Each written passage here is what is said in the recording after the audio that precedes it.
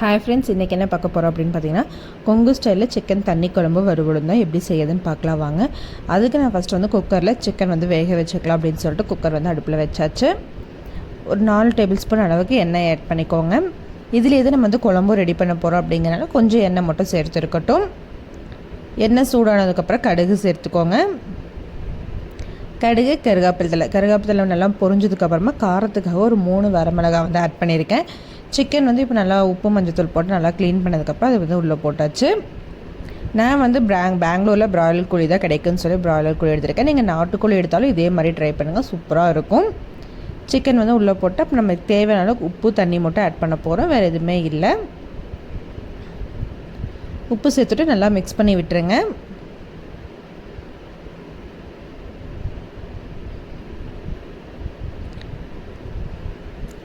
இந்த மாதிரி நல்லா மிக்ஸ் பண்ணி விட்டுட்டு இதுக்கு எவ்வளோ தண்ணி வேணுமோ அந்த அளவுக்கு தண்ணி மட்டும் நம்ம இதில் வந்து ஆட் பண்ணிக்கலாம். ரொம்ப வேண்டியதில்லை, சிக்கன் முழுகிற அளவுக்கு ஒரு அரை சொம்பு தண்ணி அளவு ஊற்றினா மட்டும் போதும். இவ்வளோ தாங்க, வேலை முடிஞ்சு. அப்படியே வந்து மூடி வச்சிடலாம். ஒரு பிராய்லர் கோழி அப்படிங்கன்னா நான் வந்து ஒரு 2 விசில் மட்டும் விட்டுருக்கேன். நீங்கள் நாட்டுக்கோழி அப்படின்னா சின்ன கோழி அப்படி இருந்துச்சுன்னா ஒரு 2 விசில் விட்டுக்கோங்க. பெரிய கோழி இருந்தாலும் முத்தின கோழி அப்படின்னு சொல்லுவாங்க, அந்த மாதிரி இருந்துச்சுன்னா ஒரு 3-4 விசில் விட்டுக்கோங்க. இப்போ நல்லா மூடி போட்டு மூடி வச்சாச்சு. அது தனியாக ஒரு பக்கம் விசில் வந்துட்டுருக்கோம். அதே கேப்பில் நம்ம வந்து மசாலா ஐட்டம்ஸ் ரெடி பண்ணிக்கலாம். இதுக்கு ஒரு 2-3 டேபிள் ஸ்பூன் அளவுக்கு எண்ணெய் சேர்த்துக்கோங்க.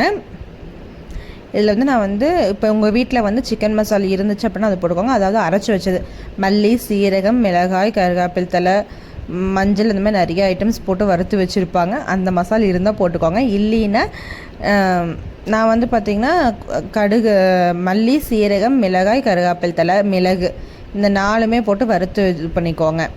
நான் வந்து பொடி இருக்குது அப்படிங்கிறனால நான் வந்து வெங்காயம், இஞ்சி, பூண்டு மட்டும் நல்லா வணக்கிட்டு ஃபைனலாக வந்து பொடி மட்டும் போட்டு மிக்ஸ் பண்ணிக்கிறேன்.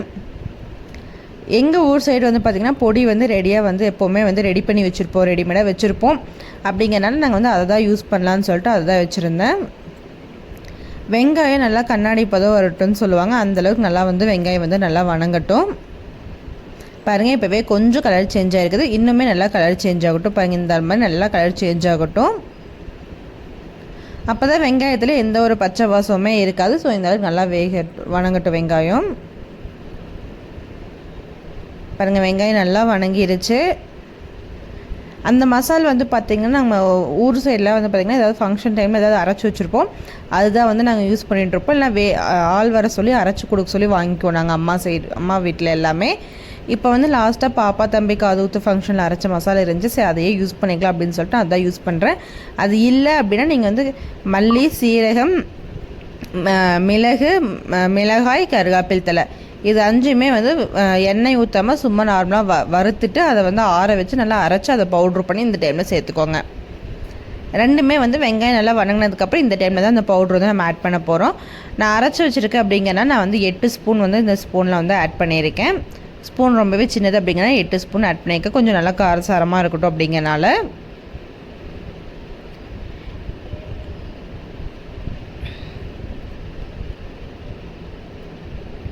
இது கூட வந்து பார்த்திங்கன்னா வணங்குறப்ப எண்ணெய் பத்தலை அப்படின்னா இன்னும் கொஞ்சம் நம்ம வந்து எண்ணெய் வந்து ஆட் பண்ணிக்கலாம்.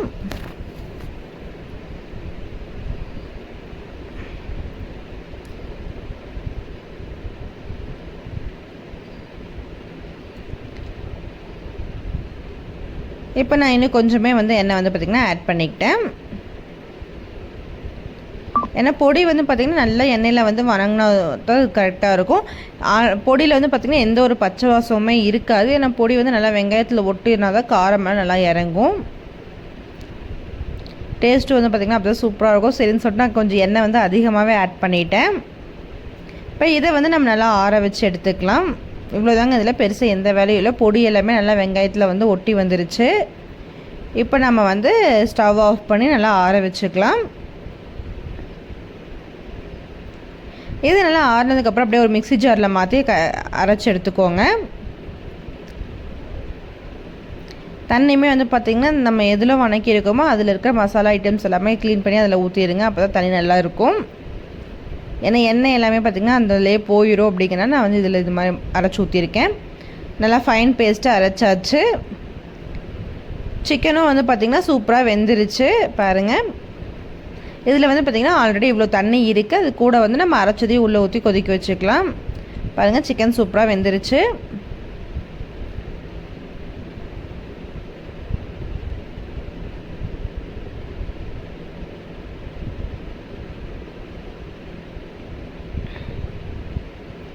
இதில் ஒரு 5 நிமிஷம் வந்து நல்லா கொதிக்கட்டும். சிக்கனில் வந்து பார்த்திங்கன்னா ஆல்ரெடி நம்ம மிளகாயும் உப்பு போட்டிருக்கோம். இன்னுமே கொஞ்சம் காரம் வந்து சிக்கனில் இறங்குறதுக்காக தான் இப்படி கொதிக்கிறதுக்கு விடுறோம்.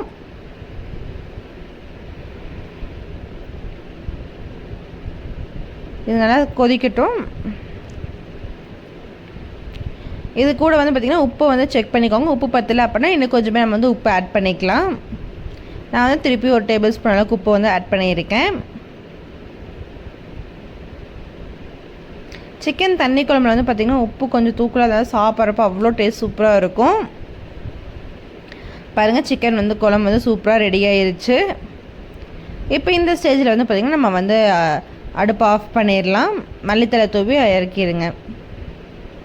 சூப்பரான சிக்கன் தண்ணி குழம்பு வந்து பார்த்திங்கன்னா ரெடி ஆயிருச்சு. இப்போ இதில் நம்ம சிக்கன் எடுத்து நம்ம வறுவல் வந்து ரெடி பண்ண போகிறோம். அதுக்கு நான் வந்து பார்த்திங்கன்னா ஒரு நல்ல இரும்பு கடாய் வந்து ஒன்று எடுத்திருக்கேன். இரும்பு கடாயில் நான் வந்து பார்த்திங்கன்னா சமைச்சதே கிடையாது, இப்போ தான் சமைக்கிறதுக்கு ஆரம்பிச்சிருக்கோம். நான்ஸ்டிக் எல்லாம் யூஸ் பண்ண வேண்டாம் அப்படிங்கிறனால நாங்கள் வந்து இரும்பு கடாய் எடுத்திருக்கோம். இப்போ இதில் வந்து பார்த்திங்கன்னா ஒரு 3 டேபிள் ஸ்பூன் அளவுக்கு எண்ணெய் ஆட் பண்ணிக்கோங்க. எண்ணெய் நல்லா காஞ்சதுக்கப்புறமா இது கூட வந்து கடுகு கடலைப்பருப்பை ஆட் பண்ணிக்கலாம். கடுகு கடலைப்பருப்பு நல்லா வணங்கினதுக்கப்புறமா இது கூட வந்து நம்ம சின்ன வெங்காயம் நீல வாக்கில் கட் பண்ணதை சேர்த்துக்கலாம். வெங்காயம் நல்லா வணங்கட்டும். ஒரு கைப்பிடி அளவுக்கு கருவேப்பிலை தழை, கூடவே வந்து பார்த்திங்கன்னா 4-5 வரமிளகாய் வந்து ஆட் பண்ணிக்கலாம். காரம் உங்களுக்கு எந்த மாதிரி வேணுமோ நீங்கள் அந்த மாதிரி ஆட் பண்ணிக்கோங்க. நான் வந்து குட்டீஸ்க்கு கொடுக்கணும் அப்படிங்கன்னா 2 வரமிளகாய் தான் ஆட் பண்ணியிருக்கேன். வெங்காயம் நல்லா வணங்கினதுக்கப்புறம் மஞ்சத்தூள், கடையில் வாங்குகிற பேக்கேஜ் சிக்கன் மசாலா இருந்துச்சுன்னா அதையும் கொஞ்சம் கூட ஆட் பண்ணிக்கோங்க. அந்த மசாலா இல்லை அப்படிங்கிறனால இந்த வெங்காயத்துக்காக சிக்கன் மசாலா வந்து வீட்டில் அரைச்சதே வந்து ஒரு டேபிள் ஸ்பூன் அளவுக்கு வந்து ஆட் பண்ணியிருக்கேன். இதுக்கு பதிலாக நீங்கள் கடையில் வாங்கின சிக்கன் மசாலா பேக்கெட்டில் இருக்கிறது யூஸ் பண்ணால் கூட யூஸ் பண்ணிக்கலாம். நல்லா வணக்கி விட்டுருங்க, அவ்வளோதாங்க. இது கூட வந்து நம்ம இப்போ சிக்கன் எடுத்து ஊற்றிடலாம். வெங்காயத்துக்கு வணங்குறதுக்காக கொஞ்சம் உப்பு ஆட் பண்ணிக்கோங்க.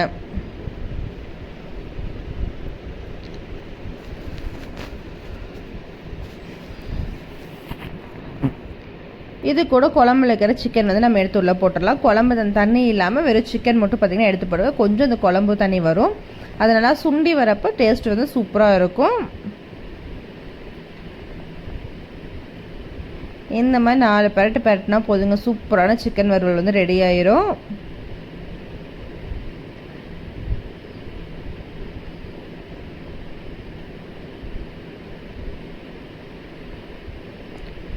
இப்போ இது கூட வந்து பார்த்திங்கன்னா நீங்கள் தேங்காய் ஆட் பண்ணலாம், இல்லைனா கூட விட்டுடலாம். ஹஸ்பண்டுக்கு தேங்காய் ஆட் பண்ணால் ரொம்ப பிடிக்கும் அப்படிங்கன்னா நான் வந்து தேங்காய் ஆட் பண்ணியிருக்கேன். தேங்காய் இந்த மாதிரி கட் பண்ணி போட்டு ஆட் பண்ணிக்கலாம். ரொம்பவே டேஸ்ட் வைஸ் சூப்பராக இருக்கும். நான் ஒரு கைப்பிடி அளவுக்கு இது மாதிரி தேங்காய் ஆட் பண்ணியிருக்கேன். நல்லா மிக்ஸ் பண்ணி விட்டுட்டு ஃபைனலாக வந்து மல்லித்தலை தூவி இறக்கிடலாம். அவ்வளோதாங்க, சூப்பரான சிக்கன் வறுவல் வந்து ரெடி ஆயிடுச்சு. நம்ம இந்த குழம்பு தண்ணி ஊற்றினதுமே வந்து பார்த்திங்கன்னா நல்லா சுண்டிருச்சு சிக்கன் பீசஸில். அப்படிங்கிறப்ப டேஸ்ட் போய் இன்னுமே சூப்பராக இருக்கும். ஃபைனலாக எல்லாமே ரெடி ஆயிடுச்சுங்க. சூப்பராக வந்து மத்தியானம் லஞ்ச் வந்து சாப்பிட்றலாம். சிக்கன் வறுவல், சிக்கன் குழம்பு, இது கூடவே வந்து பார்த்திங்கன்னா ஹஸ்பண்ட் செஞ்ச லெக் பீஸ் சூப்பராக வச்சு நான் வந்து டின்னர் முடிச்சு வச்சு. நீங்களும் இந்த மாதிரி சிக்கன் குழம்பு வந்து வறுவலை வந்து ட்ரை பண்ணி பாருங்கள். ட்ரை பண்ணி பார்த்துட்டு எப்படி இருக்குன்னு சொல்லி மறக்காமல் நம்ம சேனலில் கமெண்ட் பண்ணுங்கள். நம்ம வீடியோ இதை ஃபர்ஸ்ட் டைம் பார்க்குறீங்க அப்படின்னா சப்ஸ்கிரைப் பண்ணிக்கோங்க. தேங்க்யூ ஃபார் வாட்சிங், கீப் சப்போர்ட். இதே மாதிரி வீடியோஸ் வேணும்னா கமெண்ட் பண்ணுங்கள். தேங்க்யூ.